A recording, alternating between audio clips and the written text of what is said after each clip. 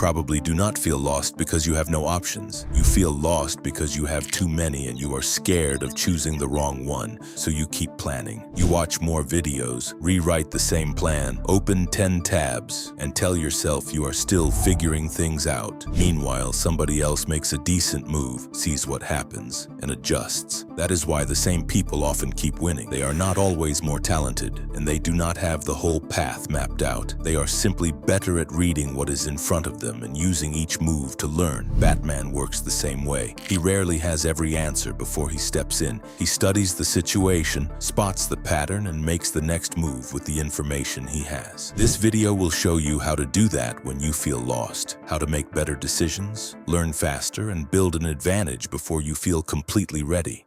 Batman does not treat every clue like a separate event. He looks for what keeps repeating. The same person, the same method, or the same mistake can point him toward the next place to look. You can do the same thing without owning a cave full of monitors. Say you are trying to grow a YouTube channel. One video explodes, so you copy the topic and expect the same result. That tells you very little. A single hit may have depended on timing, packaging, or an audience that was already interested. Study several strong videos instead. Put the titles and thumbnails next to each other. Look at the promise each one makes and what happens in the first 30 seconds. When the same feature appears again and again, you have found something worth testing. The same principle works with studying. If your grades stay low, look at your last few tests. Which questions keep catching you? Are you forgetting facts, or do you struggle to apply them? That answer changes how you should practice. Before adding more effort, collect examples. Look at what worked, what failed, and what both had in common. Write down one repeated feature you can test. This helps you understand why something worked instead of copying how it looked. But seeing the pattern still leaves one problem. You can notice the right signal and then waste it by playing the wrong game.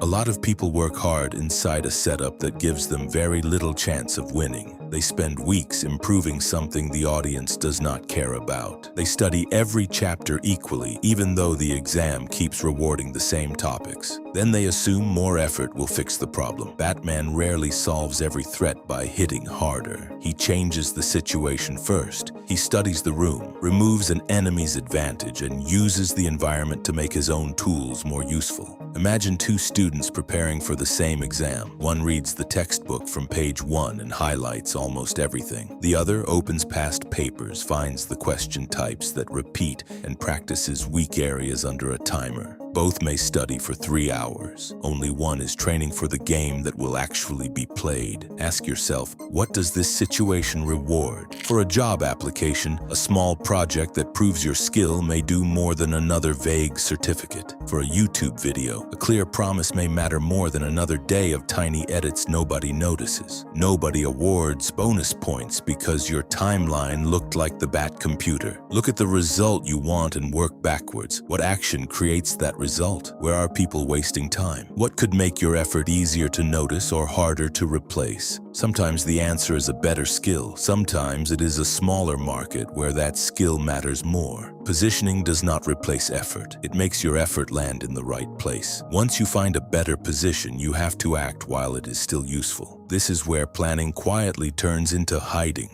By the way, a lot of people don't need more info. They need a system that makes them follow through. That's why I made Dark Knight Discipline. It's a 30-day plan that tells you exactly what to do each day, so discipline stops being a mood. The link is pinned if you want to check it out. Most people expect clarity to arrive before they begin. In real life, clarity often appears after something has been tested. You send the application and learn which experience employers care about. You upload the first video and see where viewers leave. That information was not waiting inside another planning session. It was on the other side of action. Batman prepares carefully, but he eventually leaves the cave. A plan that stays on a screen forever is still procrastination, even if the Notion page looks extremely professional. Moving early does not mean making a reckless bet. Prepare enough to avoid the obvious mistakes, then choose the smallest action that gives you real feedback. Instead of building a full product for 6 months, show a simple version to a few people. Instead of planning the perfect workout, follow a basic routine for 2 weeks and record what happens. Give the decision a deadline. Once you have enough facts to avoid a clearly bad move, choose the next step. The goal is to replace one guess with one piece of evidence. Confidence often comes from previous attempts, so waiting for confidence can trap you. You need a few messy reps before the situation starts feeling familiar, and once you act, the next move depends on whether you can study the result without turning it into a judgment about yourself. Batman's first plan does not always work. What makes him dangerous is that he pays attention while it is failing. He notices which tool had no effect and how the opponent reacted. The failed plan gives him material for the next one. Most people lose that material. A video performs badly, so they decide the whole channel is doomed. A workout stalls, so they replace the entire routine overnight.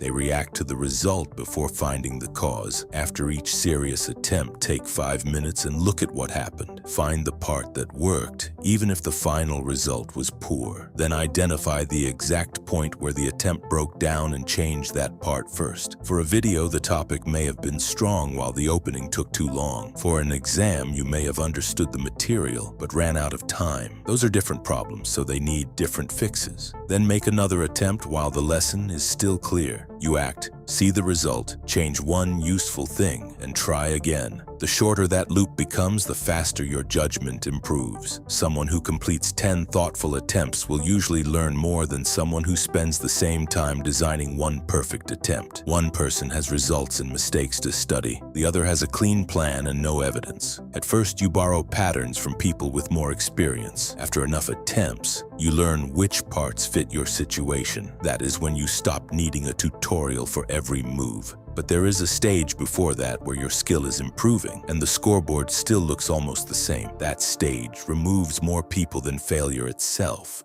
This is the part where most people assume nothing is happening. They have posted several videos or applied for opportunities, but the visible result is still small. From the outside, they look almost exactly where they started. What they cannot see as easily is that they now reject weaker ideas faster. They spot problems earlier and recover without losing a week. Their next attempt takes less time because they already know where the traps are. That progress is quiet, so it is easy to dismiss. Useful optimism means believing that better attempts can produce a better result, even when the current result is disappointing. You do not pretend every plan will work. You trust your ability to keep learning until you find a method that fits. Batman stays loyal to the mission, but he changes the plan when the facts demand it. Persistence becomes useless when you keep repeating the same failed move. Keep the goal, review the method, and change what the evidence tells you to change. Maybe you want to get fit, but the 6-day routine keeps falling apart around work. Keep the goal and use a schedule you can repeat. Maybe months of testing show almost no demand for your offer. Keep the larger mission of building useful work, then move toward a better market. Many people quit while experience is growing faster than results. They leave before their judgment becomes specific. At the beginning, you know what anyone can find in a search bar. After enough attempts, you notice details that only appear when you have done the work yourself. You know which warning signs matter and which popular advice does not fit your situation. That knowledge becomes your advantage because it comes from contact with the real problem. If this is helping you think more clearly, subscribe. This channel turns Batman's most useful traits into methods you can use outside Gotham.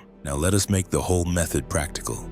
Choose one area where you feel stuck. Keep it narrow enough to test. My whole life gives you nowhere useful to begin. Find 5 to 10 examples connected to that area. Study people who improved, but also look at attempts that failed. Write down one pattern that keeps appearing, then choose a small move that tests it. Give yourself 48 hours to act. Publish the draft, send the application, start the plan, or ask for direct feedback. Once you have the result, write down what worked and where the attempt broke. Change one thing and repeat the process for 30 days. That month gives you something overthinking cannot: evidence. You do not need to see exactly where you will be in 5 years. You need to read what is happening now, make one intelligent move, and learn from what comes back. Batman's advantage is not knowing every outcome in advance. When the situation changes, he notices quickly and makes the next move. That is how you stop being lost. You move until the map becomes clear.